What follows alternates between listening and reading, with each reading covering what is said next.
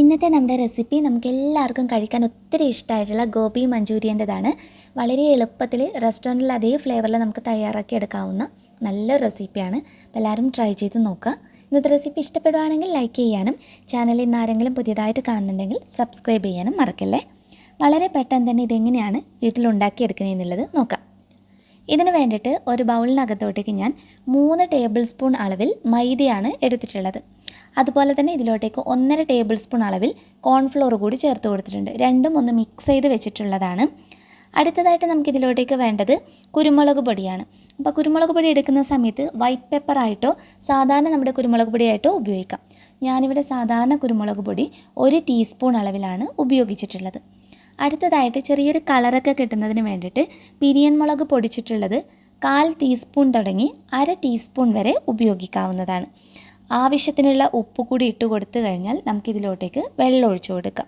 പിന്നെ അതിന് മുന്നേ നമുക്ക് ഒരു കാര്യം കൂടി ചേർക്കാനുണ്ട്. സോയാ സോസാണ്. അപ്പോൾ സോയാ സോസ് എൻ്റെ കയ്യിൽ ഡാർക്ക് സോയാ സോസ് ആയിരുന്നു.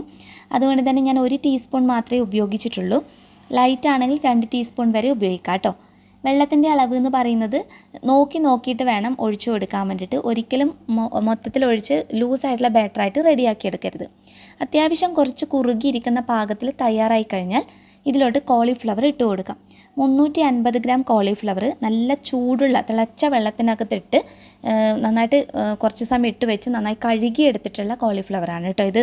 അപ്പോൾ കോളിഫ്ലവർ എപ്പോഴും നല്ല തിളച്ച വെള്ളത്തിനകത്ത് ഇട്ടിട്ട് തന്നെ കഴുകിയെടുക്കാൻ വേണ്ടിയിട്ട് ശ്രദ്ധിക്കുക.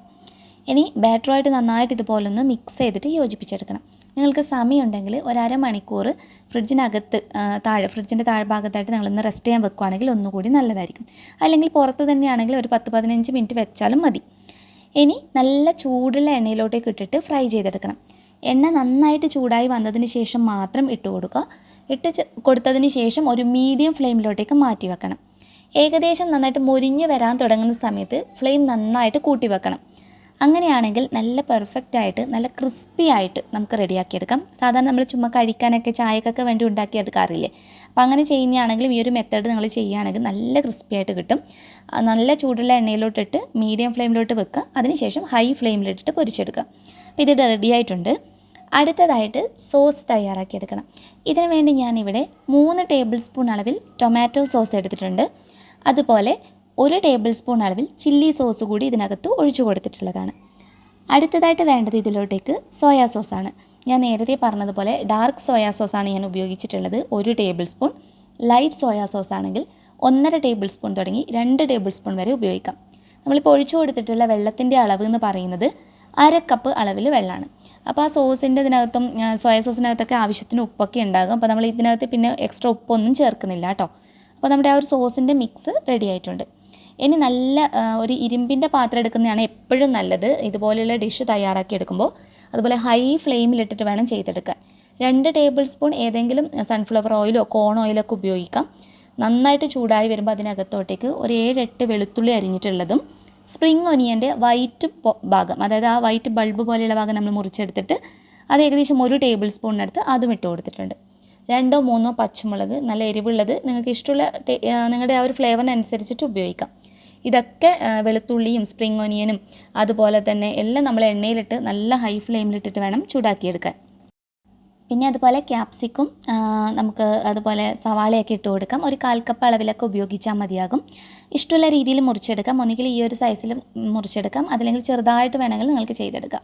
ഒരു 2-3 മിനിറ്റ് ആ ഒരു പച്ചക്കറികളൊക്കെ ഒന്ന് ചൂടായാൽ മതി. ഒരിക്കലും ഒത്തിരി കുഴഞ്ഞു പോകുന്ന രീതിയിൽ തയ്യാറാക്കിയെടുക്കരുത്. ഒന്ന് പാകമായി കഴിഞ്ഞാൽ അതിലോട്ടേക്ക് നമ്മൾ തയ്യാറാക്കി വെച്ചിരിക്കുന്ന സോസും പിന്നെ വിനാഗിരി ഒഴിച്ചു കൊടുത്തിട്ടുണ്ട് 1 ടീസ്പൂൺ. 1 ടീസ്പൂൺ അളവിൽ കുരുമുളക് പൊടി, 1/4 ടീസ്പൂൺ അളവിൽ പഞ്ചസാരയാണ് നമ്മളിപ്പോൾ ഇതിനകത്ത് ഉപയോഗിച്ചിട്ടുള്ളത്. ഇതിനകത്ത് ചേർത്തിട്ടുള്ള എല്ലാ ഇൻഗ്രീഡിയൻസിൻ്റെയും ലിസ്റ്റ് ഡിസ്ക്രിപ്ഷൻ ബോക്സിനകത്ത് കൂടി ഉൾപ്പെടുത്തിയിട്ടുണ്ട്. അതിനകത്ത് നിങ്ങൾക്ക് നോക്കാവുന്നതാണ്. എല്ലാം നന്നായി മിക്സ് ചെയ്ത് കൊടുക്കാം. വളരെ സിമ്പിളാണ്. പച്ചക്കറികളൊന്ന് റെഡിയായി വന്നു കഴിഞ്ഞാൽ ഉടനെ നിങ്ങൾക്കിതൊക്കെ ഇട്ട് കൊടുക്കാവുന്നതാണ്. പിന്നെ കുറച്ച് കോൺഫ്ലോറിൻ്റെ മിക്സാണ്.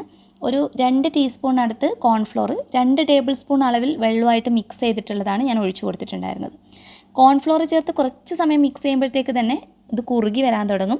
ആ ടൈമിൽ നമ്മൾ കോളിഫ്ലവറും അതുപോലെ തന്നെ സ്പ്രിംഗ് ഒനിയൻ്റെ ഗ്രീൻ പോർഷനും കൂടി ചേർത്ത് കൊടുത്തിട്ട് നല്ല ഹൈ ഫ്ലെയിമിലിട്ട് മിക്സ് ചെയ്ത് കഴിഞ്ഞാൽ നമ്മുടെ ഗോബി മഞ്ചൂരിയൻ റെഡിയായി. അപ്പോൾ ഇതിൻ്റെ ഒരു ഗ്രേവിയുടെ ഒരു കൺസിസ്റ്റൻസി കണ്ടോ, ഈ ഒരു പാകത്തിലാണ് നമുക്ക് കിട്ടുക. ഡ്രൈ ആയിട്ട് വേണമെങ്കിൽ നിങ്ങൾക്ക് ഡ്രൈ ആയിട്ട് ചെയ്യാം, സെമി ഗ്രേവി ആയിട്ട് ചെയ്യാം. അപ്പോൾ ഇത് ഉപയോഗിക്കുന്ന വെള്ളത്തിൻ്റെ അളവിൽ മാത്രം മാറ്റം വരുത്തിയാൽ മതി. അപ്പോൾ നല്ല സിമ്പിളാണ് റെഡിയാക്കി എടുക്കാൻ, കഴിക്കാൻ നല്ല അടിപൊളി, റെസ്റ്റോറൻറ്റിൽ നിന്ന് കിട്ടുന്നതിനേക്കാൾ ടേസ്റ്റിൽ നമുക്ക് തയ്യാറാക്കിയെടുക്കാം. പിന്നെ അജിനോമോട്ടോ, ഫുഡ് കളർ ഇങ്ങനെയുള്ള കാര്യങ്ങളൊന്നും ചേർക്കേണ്ട ആവശ്യമില്ല. ട്രൈ ചെയ്ത് നോക്കി ഫീഡ്ബാക്ക് അറിയിക്കാൻ മറക്കരുത്. നെക്സ്റ്റ് വീഡിയോയിൽ വീണ്ടും കാണാം. Take care. Bye bye.